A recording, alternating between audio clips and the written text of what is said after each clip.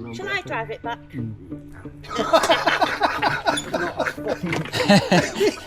Magandang araw mga par, ako nga pala si Mike, isang pig farmer at OFW dito sa UK. Ngayong araw ay naisip namin ng aking kasama na maglakad-lakad.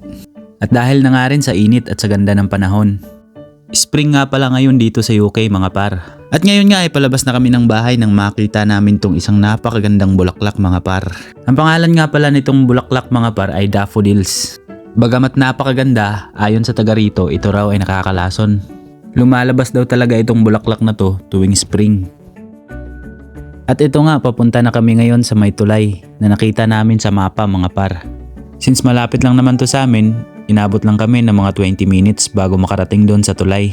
At bago nga kami makarating sa tulay mga par ay nakita namin tong napakaraming mga tupa. At sa patuloy naming paglalakad mga par ay nadaanan namin tong gabundok na akala namin ay kamote. Kamote or patata. Para kamote, no? Bulok na.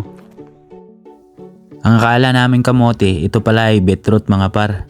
At ni-research ko ito sa Google. At alam mo ba mga par na ang beetroot ay parang kamote na kulay pula. Pwede mo itong kainin bilang salad, nilaga o juice. Bukod sa masarap, mayaman ito sa vitamins, minerals at antioxidants na nakakatulong sa katawan at puso. Sa UK, madalas itong gawing healthy drink o ihalo sa smoothies para sa dagdag na nutrisyon mga par. At sa patuloy naming paglalakad mga par ay nakita namin tong isang kumpol ng bulaklak na kulay violet.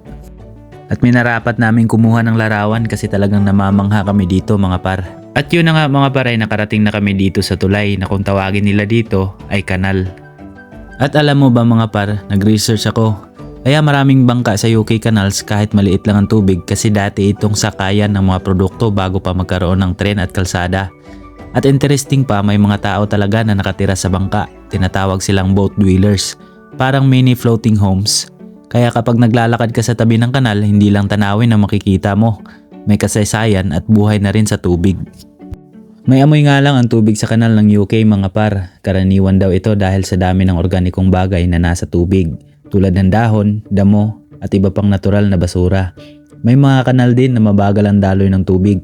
Kaya nagiging stagnant at lumalabas ang baho. Sa mga oras nga na to mga par ay mag-aalas 6 na. At wala nga kaming pag-aalala dito mga par na baka abutan kami ng gabi. Dahil alam nyo ba mga par, sa UK kapag spring dumidilim ng alas 8 hanggang alas 9 ng gabi. At sa summer dumidilim ng mga alas 9 hanggang alas 10. Kaya kahit gabi na, maliwanag pa rin sa labas. At dito mga par ay naabutan namin ang aming manager at assistant manager. Nagtitrim pala sila sa labas ng bahay namin. Shall I drive it back?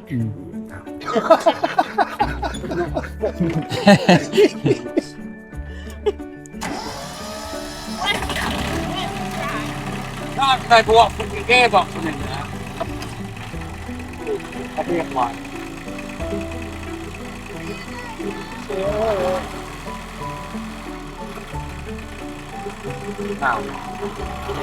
See you later. O mga par, hanggang dito na lang ang ating video. Naway marami kayong natutunan sa ating content. Hanggang sa muli mga par!